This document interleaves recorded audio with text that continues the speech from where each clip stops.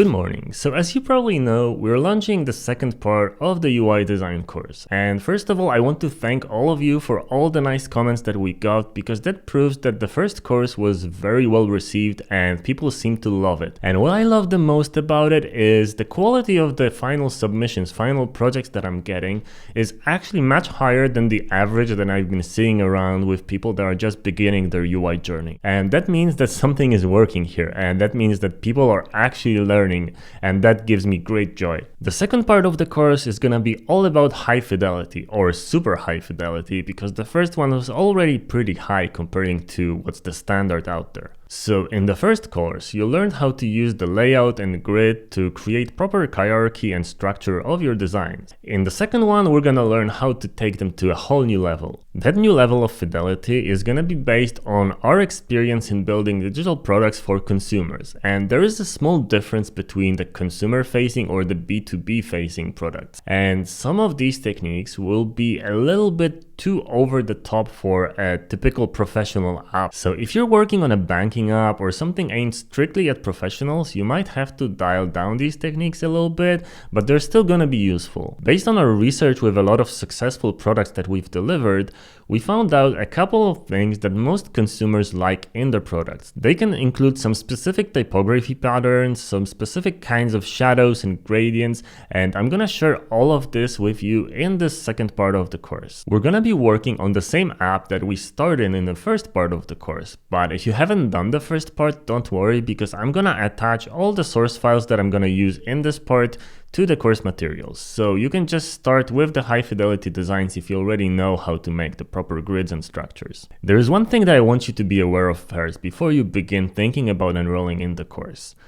This course is gonna teach you how to make your visual designs beautiful. But of course you need to know all the information architecture first, and you need to know all the hierarchy and the grids first as well. So if you already know these things, then with the knowledge from this part of the course, you'll be able to greatly improve your visual portfolio. And in reality, this is what most recruiters are actually looking at or looking for. So if you're writing a case study and it's a very detailed, very long case study full of personas, graphs and charts and research-based methods, outlined in a perfect way, people are still gonna notice the high fidelity design first. That's why most good case studies actually start with the high fidelity designs on the top and end with one at the bottom. That kind of creates this whole easier to digest sandwich of, you know, the boring TLDR in between the beautiful eye candy. And of course, in the perfect world that doesn't exist, people will just look at the merit. So they would read your long case study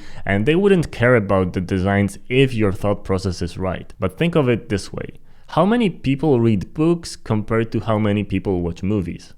Exactly. So the reality is this. You need to be very good at high fidelity to deliver a value that's going to attract people to even read a little bit more from that case study. For now, most people are looking for generalists, which are UX/UI designers, and this is not going to change likely anytime soon. But also what I noticed that most UX portfolios are very low fidelity driven, and I don't even mean the lack of high fidelity designs, but also the problem that the portfolio itself looks kind of ugly, and the case studies are laid out in a very uninteresting, hard to read, and pretty ugly way too. I mention this a lot, but it's completely true. People buy with their eyes. So even just the case study itself, if it's presented in a very nice visual way, even without the high fidelity designs, it's gonna attract more attention and more people are gonna read it and more people are gonna be interested in what you do. And if you add the eye candy on top, you're gonna be a lot more successful. If you already got the first course, you probably got the email that allows you to pre-order this course at a reduced price and with some extra options.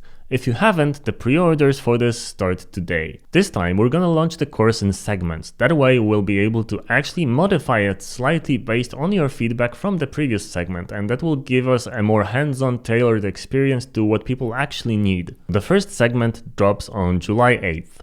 so you still have a couple more days to pre-order. When the course launches, the prices are gonna go up quite significantly, but I believe that these techniques are actually what make our company and our design work unique, so they ought to be a little bit more expensive because this is what makes us special, and we want you to be special as well. So I'm very excited to launch this course, and there's gonna be more to come from Hype4 Academy this year as well, so make sure to subscribe to the newsletter at hype4.academy to stay in the loop. See you in the second part of the course.